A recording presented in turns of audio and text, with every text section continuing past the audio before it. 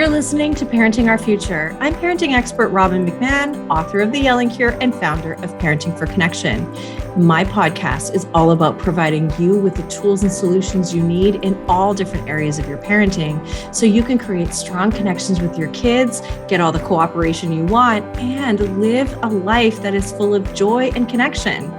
And by the way, the tools and solutions that you're looking for in your parenting don't just live in each episode of my show, they're also in my free membership site, The Parent Toolbox, where you can access tools created by myself and my brilliant guests that cover everything from helping your kids to sleep, managing meltdowns, reducing overwhelm, to getting your kids to listen the first time, and so much more.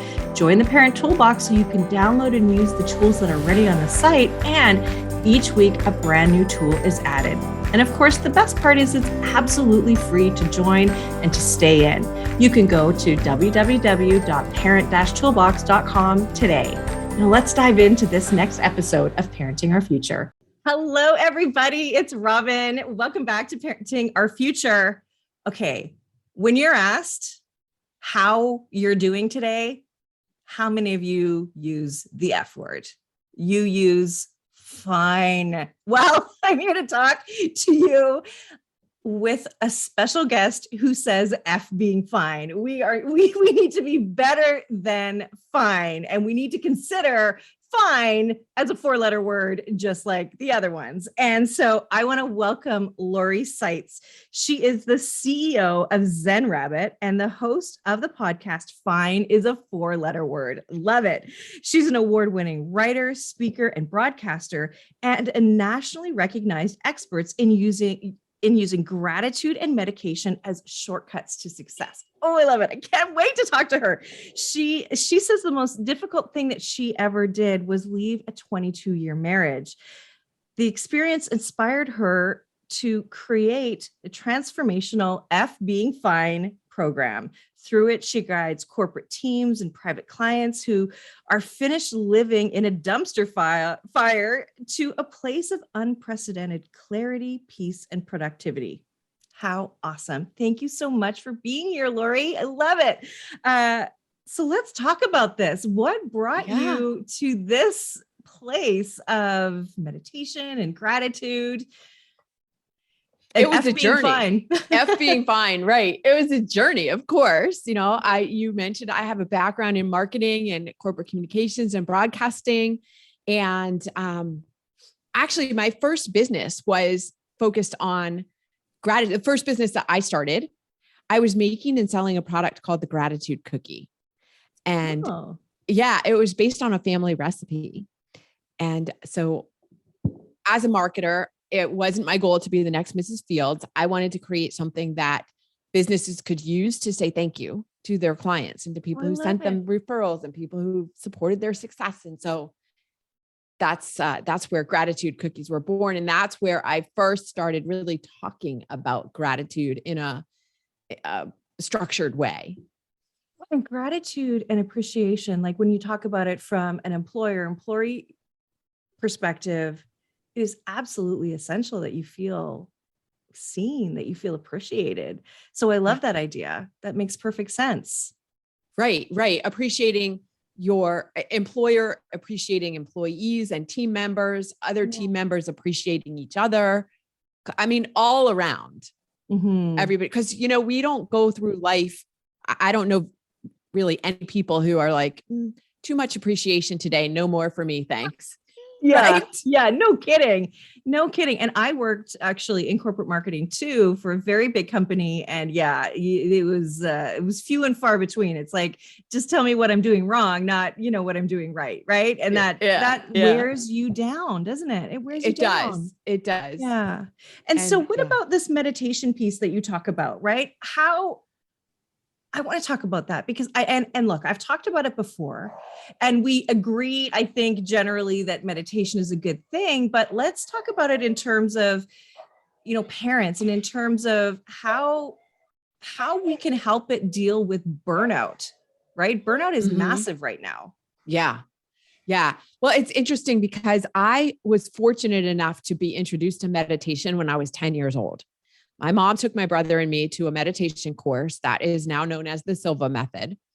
And over 2 weekends, we learned an enormous amount about meditation and how to use it to find calm and groundedness and peace, and how to use it as a healing tool as well, to heal ourselves and to heal others, and just incredible amounts of things that you can do through meditation. And so, my goal now is to share this information. How can we help parents be better parents, less stressed?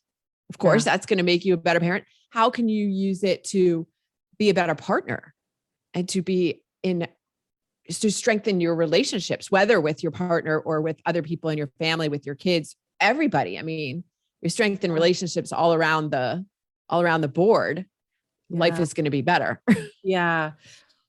Well, you and I were talking and you were saying, just relationships alone, changing relationships can make a massive ripple effect throughout the world, right? Mm-hmm. Right. Because when you practice meditation and gratitude, we'll put them together here for this purpose, you're actually changing the biochemistry of your brain.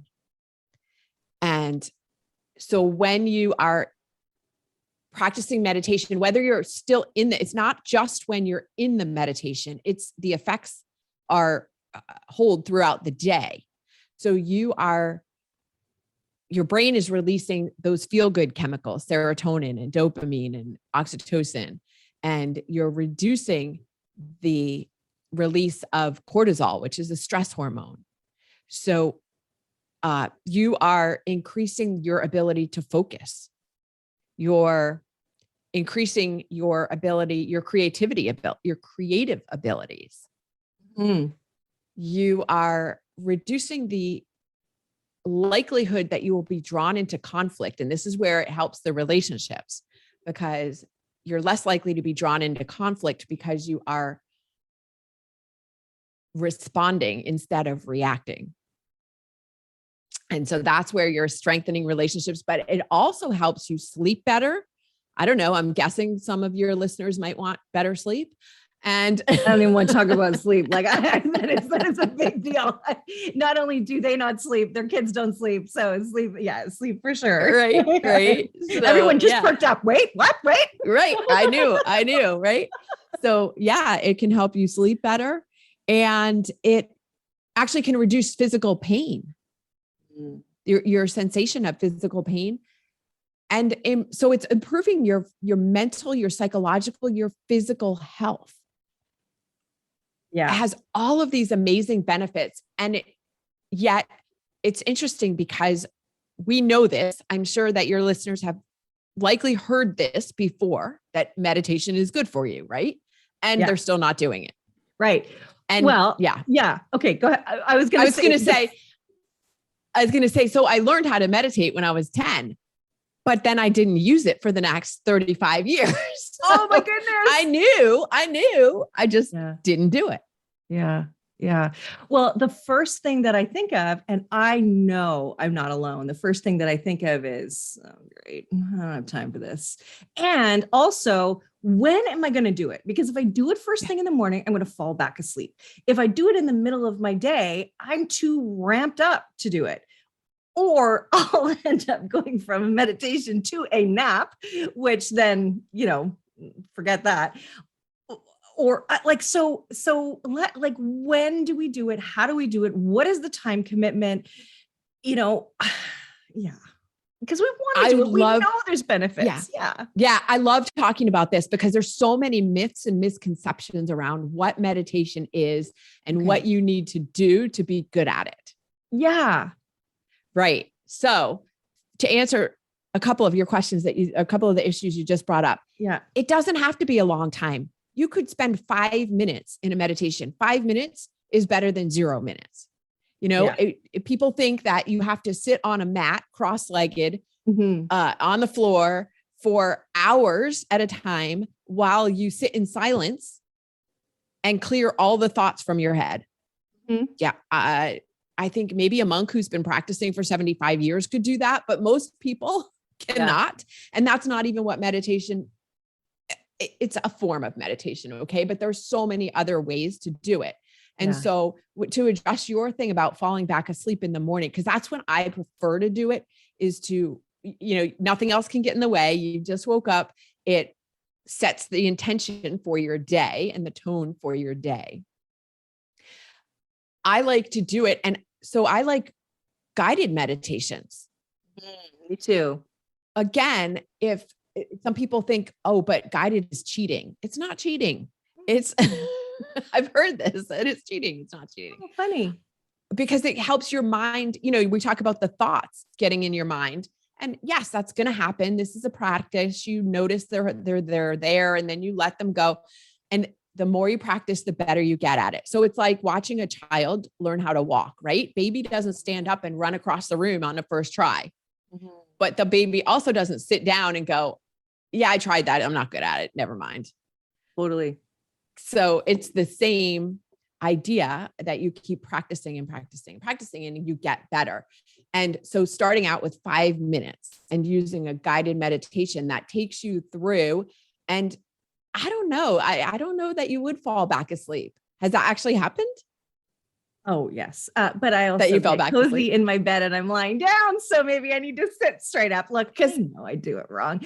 But I also know that when I'm sitting in silence, I'm aware of the crazy town that is in my head. And then I'm like, oh, I just went down a weird rabbit hole. And then I come back. And then before I know it, I'm down another rabbit hole. And so I need a guided meditation to help me focus. Right. Exactly. Yeah. And I do too. Yeah. I mean, even after all this, so now I've been back to doing it consistently for several years, 5-6 years. But I still prefer a guided meditation. I'm only just recently in the past, I don't know, few weeks that I can get really deep into a meditation without having it be guided. So I guess that's advancement, right? But it doesn't matter. It's whatever you can do. The real purpose of meditation is to get quiet enough to hear your own inner voice. We're so overwhelmed with outside voices of people advising you what to do, how to raise your family, how to be a better parent, how to, be a better employee, whatever it is, a better business owner. What is it inside you, your own inner truth that only you can hear? What is that telling you? And that is the real purpose. And you've got to get quiet to hear that, right? Yeah. And here's the thing. I think that we're so bombarded with noise everywhere we go, especially now, right? With phones and all that kind of stuff. And that we don't even know what to do with ourselves when we are quiet. Like how often do you sit in a waiting room and just sit and wait for the doctor versus play on your phone? It's we don't just know how to be, and that's not great because all we have is this moment. We don't have the past and the future. We don't have either, right? Do you know why it's so hard to do that? Yes. No. I mean, why it's so hard to sit in quiet? I don't know why. Because our brains have been rewired to need the stimulus, and meditation is helping you rewire it back to take control of some of that focus, to take back the control of your attention span. Social media has played a giant part in rewiring people's brains so that you can't not look at it. Interesting. Okay.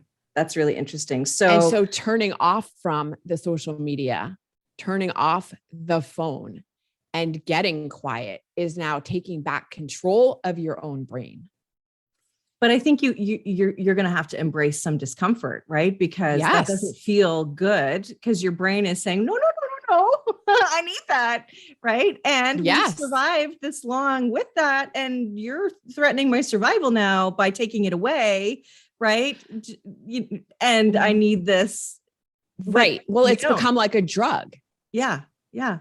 We survived centuries without the electronics. Yeah.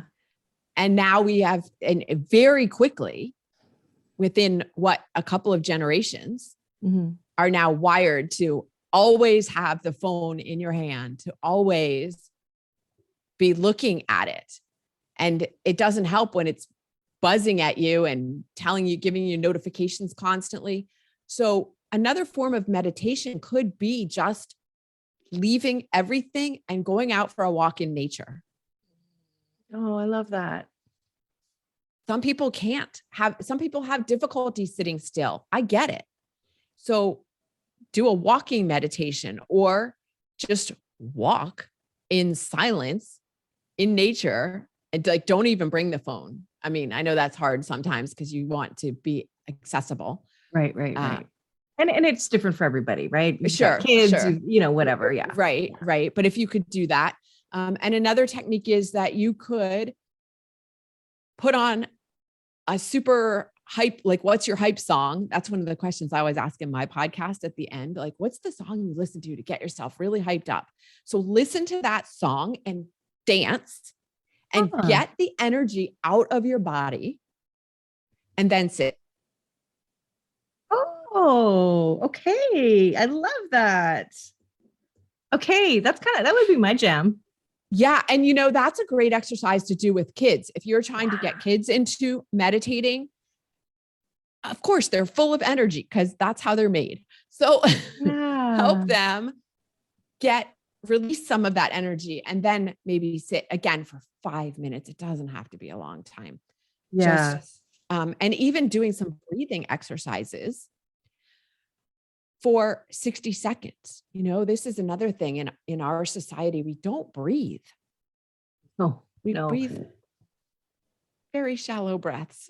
Yeah. I find myself sometimes sitting at my computer and I'm like, I forgot to breathe. Right. Yeah. So how do we teach them this? So I love the idea of the hype song and then sit still, but then can you guide us through how we're introducing this to our kids? Because they are full of beans and they've got ants in their pants and all this kind of stuff. So the hype song makes so much sense, but can you elaborate a bit more on that? Like, what are the steps that we need to take? How do we teach them how to breathe? How do we do all this stuff? Yeah, it's, the first step could be just, okay, let's dance. And now you don't even have to sit down necessarily. Cause like we could just stand and let's count. Depending on how young they are, let's count to 10. Put your hand on your heart, maybe both hands on your heart, and just feel yourself breathing. Breathe, close your eyes, feel yourself breathing. Breathe in really deeply, hold it. Okay, let it go. And as they're counting, so it gives them something to focus on as they're breathing and they're counting, and maybe they're learning how to count too at the same time. Yeah. And like giving them really a very focused exercise is one way to start. If they're a little bit older, maybe they can sit for 5 minutes and you put on some, again, there are guided meditations that are specifically made for children. One of the apps that I absolutely love, and I have no connection to it, I don't make an affiliate fee or anything. It's called Insight Timer. Are you familiar? I've heard of other ones, but I haven't heard of that one. Insight Timer? Insight Timer. It's free. They have a paid version, but the free version gives you still access to like 100,000 meditations. And there are, yeah. You can search by like whatever, anxiety, sleep, confidence, whatever you want. You could search by time. I have 5 minutes. I have 10 minutes. There's a whole bunch of kids meditations in there. That's fantastic. Okay. Insight Timer. I'll just add that to the show notes just because look, we all need to know where to go. And so if Zen Rabbit, Lori, tells us that we need to go there, I think that's great. I think that's really great. Now, one of the things that I know too, that I think we need to be teaching our kids is the difference between that shallow breath and the deep breathing. So how do you suggest we teach them that? Because that is what calms down our nervous system, the deep belly breath, right? Right. Yeah. It definitely affects the nervous system. It's a matter of teaching them, okay, are you feeling anxious? Are you feeling overwhelmed? What are you feeling right now? Do you feel, and I know sometimes it's difficult for kids to put a label on what they're feeling, but so even if it's, are you feeling good or not so good? When you're feeling not so good, let's just stop and take a couple of deep breaths. Just stop. Okay. And now go back to what you're doing. Just check in with yourself. Teach them maybe to check in with themselves every so often. When you start feeling like, oh, I'm not feeling so good right now. I'm not as happy as I would like to be, or someone said something to me that made me not feel good. Okay, stop. Breathe in a couple of breaths.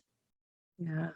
Well, I think it's really important we model it too, right? Yes. That we, one of the things that I teach my clients is to really speak in the language of feelings and needs. And so, I'm feeling agitated. I'm feeling a little stressed right now. Like, this is how I'll talk to my kids. I'm feeling like I'm spiraling a little bit out of control. And so I'm going to I need to go, and I just need to sit for a minute and just take some really deep breaths, and then I know my son would see me I have 2 boys, and my older son has a lot going on, and he can be really, triggering, and he kind of comes at you that way, but it's because of what he's got going on. So I do have to breathe. And he's like, oh, there goes mom breathing. Right. But I'm like, no. And he used to think it was so that I didn't get mad, and it is, but at the same time, it is shown.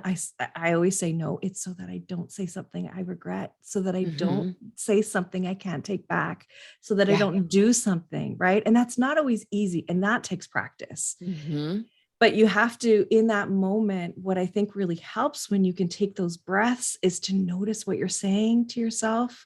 Like, oftentimes we're saying really unhelpful thoughts to ourselves, which aren't facts, like this kid is the worst, or like, I can't do this anymore. I mean, those are what people say to themselves, that and many, many other things, like I'm the worst. Yeah. And that just allows you to come back to yourself. And then when you can calm yourself down, you can be intentional about the words that you choose, your actions and reactions. And what you're saying, what I hear you saying, is that as you practice this, that will be your default state. So you aren't so reactive, because you have rewired and changed the biochemistry of the brain. You have more serotonin, dopamine, and oxytocin, right? And you've lowered that cortisol, because when you've got so much cortisol, speaking of crazy town, I mean, you do react, you're angry, you're reactive, right? Right. And you can't control it, because the hormones are controlling what's happening. Right. Okay. Yeah, that makes sense. That makes total sense. Now, when we talk about the different kinds of meditation, right? You said, okay, well, having a guided meditation is like cheating, which of course it is not at all. I really do prefer a guided meditation, and there's many different kinds. I like yoga nidra, where it, guides you through each part of your body. And I find that very relaxing. And so there are, when I go to these apps myself, there's visualizations, there's, different things like that. So tell me, because we talked about that there is a difference between meditation and visualization. So what is the difference, and how does one help over the other? They're both helpful. They're just a little bit different. So to me, a visualization is a meditation, but not all meditations are necessarily visualizations. Yeah. Okay. So a visualization is a meditation, but a meditation is not necessarily a visualization. Yes. Okay. I get that. Yeah. Because if you're out for a walk in the woods, for example, in nature, and you're in that meditative state, you're not necessarily visualizing. You're just taking in all the nature and the beauty of what you're seeing and the calm of that. That's not visualizing. But if you are creating pictures in your mind of, for example, what you would like to happen moving forward in your life, that is a visualization. What's interesting is visualizing negative things We talk about visualization typically in a positive, like I'm visualizing positive things that I would like to manifest, or, people, if that's too woo-woo of a word, goals that you would like to accomplish, same thing, manifest. We talk about visualization in that regard, as something that helps us create the future we would like to have. But do you know what visualizing negative things is called? I'm going to say it's stress and worry. Yes. Okay. Ding, ding, ding. I say the right thing. You are correct. Okay. Robbin, tell us what she wins. What do I win? I win your beautiful smile. If you didn't know, we're on YouTube and she has the most beautiful smile. Oh, thank you. Thank you. But yeah, so this is what we're doing when we are worrying. We're visualizing negative outcomes. Let's stop that. It doesn't serve you in any way. It does not. So yeah. So going back to the visualization meditation thing, you can be in a meditative state. You can be listening to a meditation that's taking you. I mean, a lot of meditations are visualization, but they're not, and they may not be helping. How to phrase this?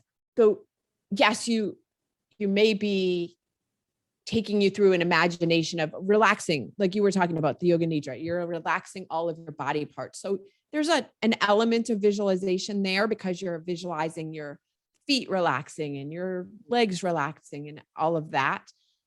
And that's a little bit different than visualizing, for example, a future that you'd like to create.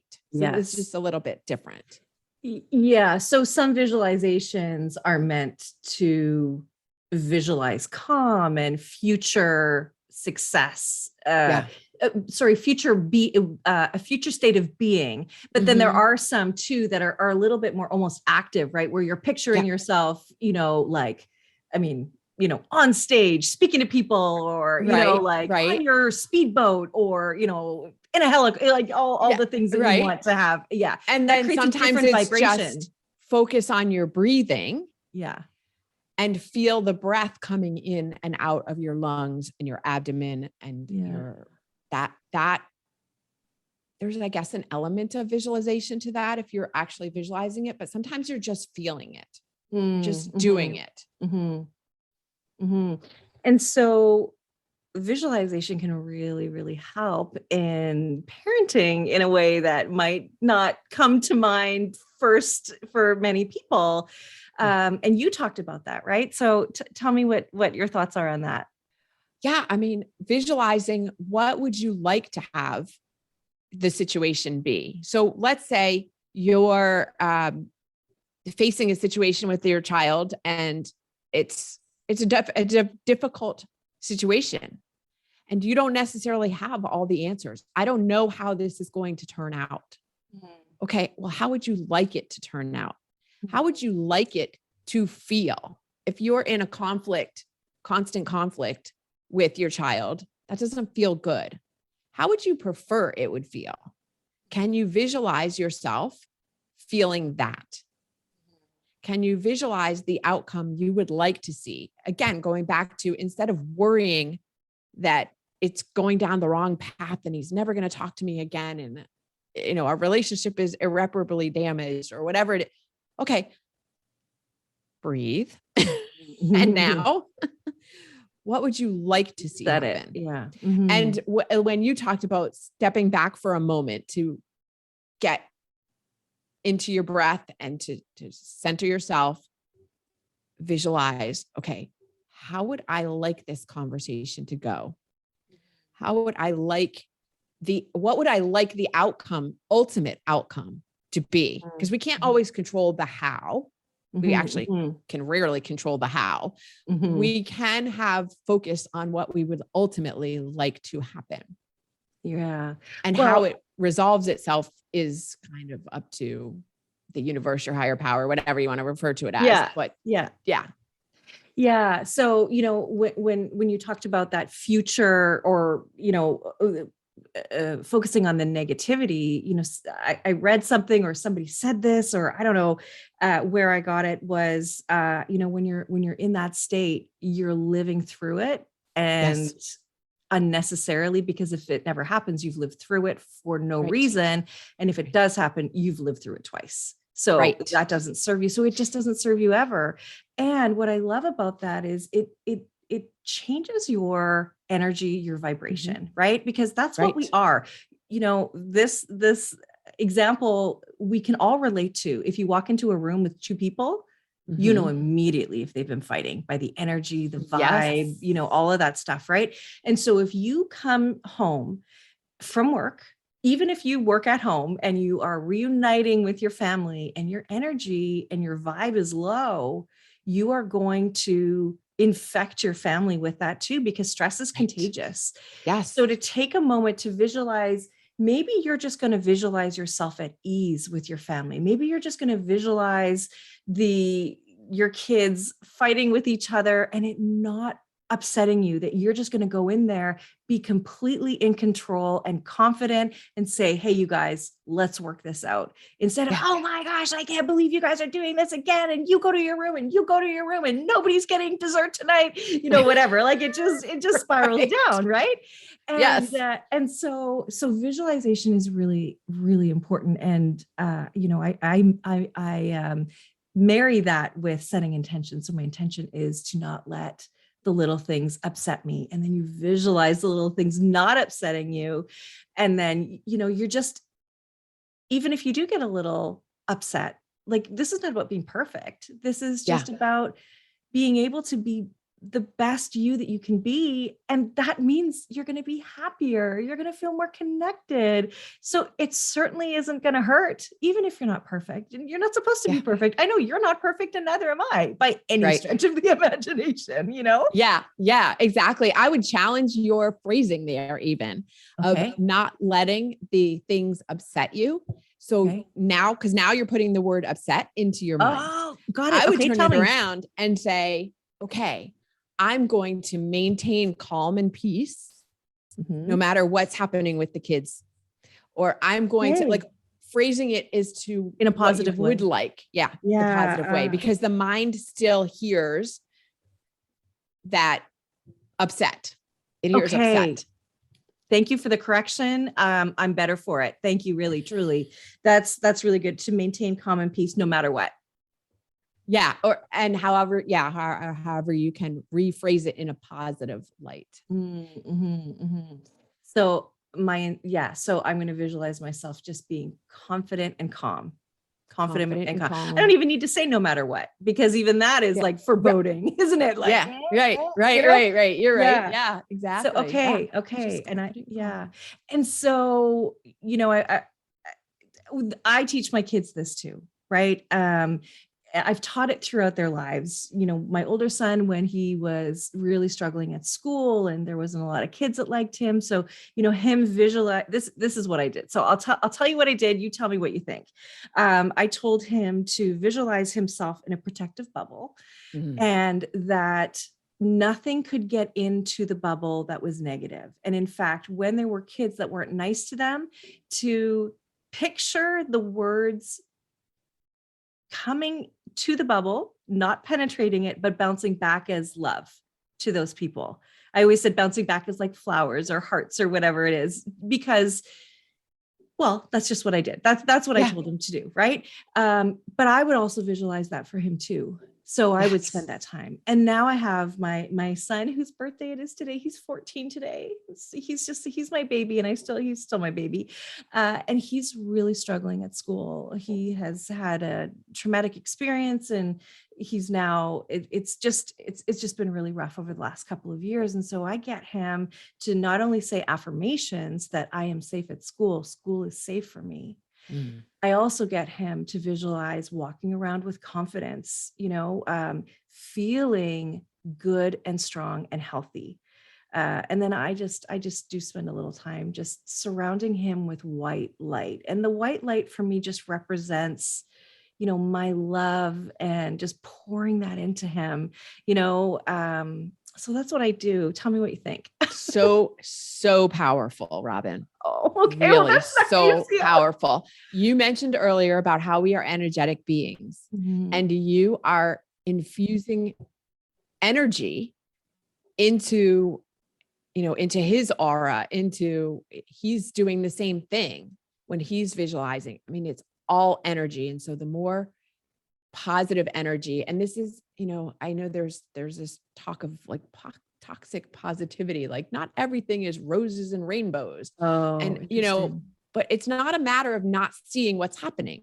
He's struggling. We're not ignoring the fact that he's struggling or that kids are not being nice to him. We're acknowledging that and countering it with these affirmations, with these visualizations. They truly work because it is energy. Everything is energy. And where you put your attention is what you get more of. So yes. In fact, what I was going to say earlier too, is that like attracts like, right? And so if you're in that negative place, that's what you're going to attract. You're also rewiring your subconscious mind too, right? So that when these situations come up, you are ready in a positive place. Like just like you said, right? That you're going to be less likely to be in conflict. You'll have access to more creativity, right? And you're right. Positivity isn't just for the sake of positivity. It's noticing what's also true.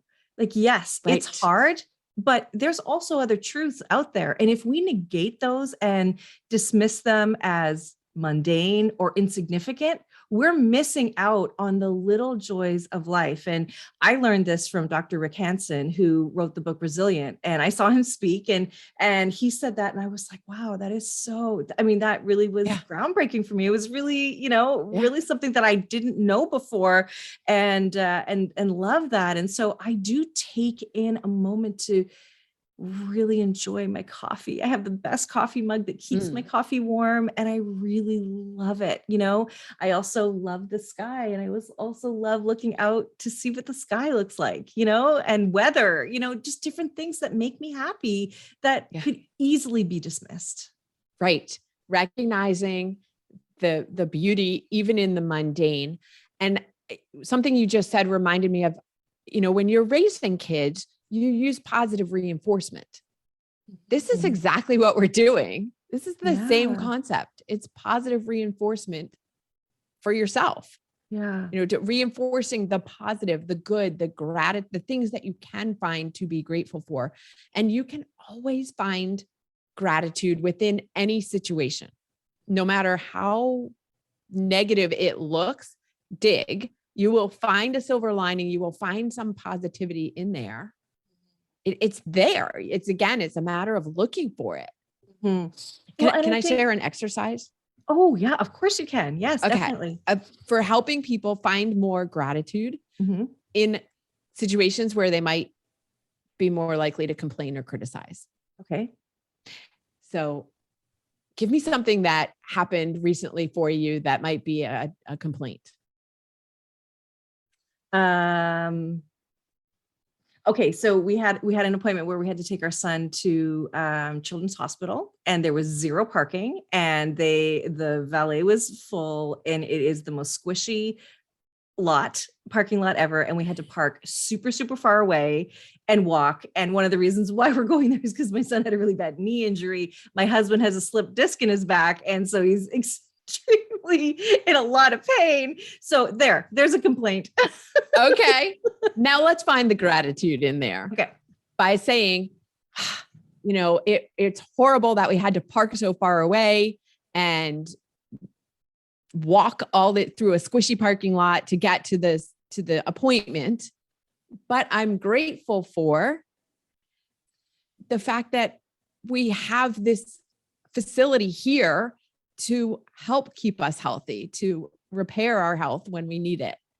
Yeah. Yeah. And grateful that we had a comfortable vehicle to ride in and get back into, and grateful for the cookie that the concession sold us. Yeah. That we get a little treat. Yeah, definitely. So when you start looking for the gratitude, it's the but I'm grateful for exercise. I love it because we are human. We're going to complain. We're going to criticize. Kids are going to do it too. And if you start teaching them early to look for the gratitude. Okay. I hear you acknowledging the complaint, perhaps. Yeah. I hear you, but what are you grateful for? And we're using the word but intentionally, because a lot of times you hear not to use but because it negates the first part of that sentence. In this case, that's exactly what we're attempting to do, is negate the complaint and focus on the gratitude part. Right. I tend to use and a lot, right? So that's what you're talking about. Normally you would want to. In this case, we're specifically using but intentionally. And so, okay, so tell me how that would play out, because I believe in empathy, and I really do believe in giving empathy, right? And you just basically said that, right? You said validate the feeling. So we validate the feeling, that is frustrating. I bet that was hard. Yeah. Do we stay in that for a moment and then say, but there's actually some really cool stuff that happened too? But where can you find the gratitude? Yeah. Or where can you find a piece of positivity in that situation? Yeah. Okay. So you can kind of tag it onto that then. Tag it onto. Yeah. And it depends on the situation, of course, because when you're using it yourself, like there are no shopping carts left at the market, and you can immediately go to, but I'm grateful for. You don't have to sit in for this grocery store. Yeah, exactly. That I have money to go buy food and feed my family. Yeah. And I'm grateful for the cart that I know I'm about to get. You're right. There you go. Then you visualize that cart, and then all of a sudden it's there. Look at it. So we just solved all of our problems in this 1 minute. There you go. Yeah. But I think you have to, if you're going to say, but, I'm grateful for, I think you have to acknowledge the feeling too. Otherwise it could sound very dismissive, right? Like, but what do you, and I could see my kids saying, shut up, mom. You know what I mean? Like, I don't want to right now. I want to sit in my misery, but that doesn't help you either. It doesn't, right? It doesn't. Feel your feelings. Right. And maybe come back to me in a few minutes or in an hour. Yeah. And tell me where you're finding gratitude. They're always listening to you. So even when they're dismissing you as being ridiculous, it's getting in there, and somewhere it's going to show up. It might not be right away. Oh yeah, it will. Yeah. It'll show up maybe in 5 years, maybe when they are away, you come back from college and you hear them say something and then immediately catch themselves and say, but I'm grateful for. Yeah. They're getting it. Well, it's true, right? They don't necessarily do what we say when we say to do it, but they do what we do. And so modeling is a lot of pressure, right? But when you model this behavior, they will do it too. We are the most powerful influence on our kids. Yeah. Even if you don't think so, like in those teen years, their friends are definitely more influential. Sure. But if you've grown this foundation, they're probably going to influence their friends in a really positive way too. So how great is that? Yeah. Right. Exactly. Yeah. Well, I have just loved talking to you about this. This has just been so great. And I really appreciate the brain piece and being able to rewire our brains, because I think that's also really important to know that this isn't just sitting there being quiet and, all of that stuff. It's actually you knowing that you're making big changes, that hormonally, brain chemically, that you are making changes. And let's remember that, because we want our kids to thrive. We want to be happy and connected and calm as parents. There's not one parent that I talk to that says, yeah, I really love yelling at my kids. It's great. It's so much fun. Nobody says that. Everybody says to me when I say, what is it you want more of? Every single one of them will say cooperation, respect, but then they will say connection. And so that is the way we parent our future. Our kids are our future, and this is how we do it. And so because you are so wonderful, you are giving us a meditation that parents can use. So thank you so much for that. That will be in the parent toolbox, and you're making it especially for us, which I just can't tell you how much we appreciate. And so Lori, where can we find you? You mentioned my company name is Zen Rabbit. So you can find me at zenrabbit.com. Okay. And then I hang out on LinkedIn a lot.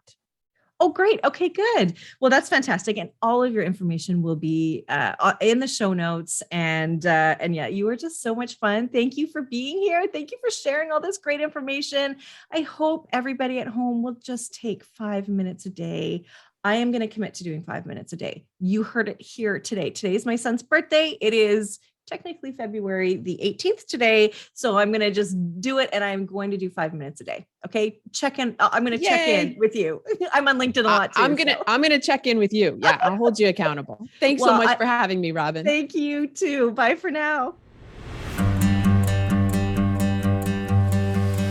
Thank you for listening to this edition of my podcast, Parenting Our Future. I'm parent coach Robbin McManne, and if you're enjoying this podcast, please share it with someone who you think might also need to hear this message. And don't forget to subscribe, and if you like my work, I would be grateful if you gave me a 5-star rating. For those of you who like my content and want more, visit me at yellingcurebook.com to get your copy of my book and to find other resources to help you. Until next time, I am wishing you and your family peace and connection.